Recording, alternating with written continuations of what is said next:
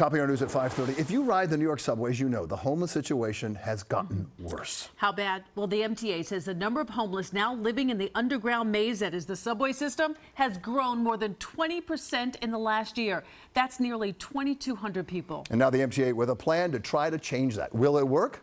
Here's Eyewitness News reporter Jim Dolan.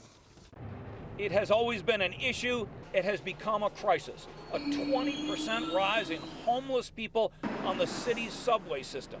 And it's getting exponentially worse. We have to try. We are a group of compassionate people who have got to take this very seriously. You have a place to stay for the night? Okay.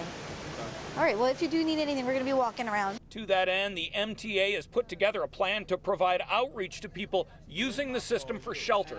It is an enormous and varied problem for the trained people trying to help them. Some of these folks are in trouble and they're disturbed, and so you want to make sure that we're not putting the social workers at risk nor anybody else around them. Among other things, the plan involves an increase of 50% in MTA police officers to increase security on trains and platforms. They'll increase awareness of the services that are available to the homeless, and MTA and the Office of Temporary and Disability Services will work more closely together to try and convince people to accept help.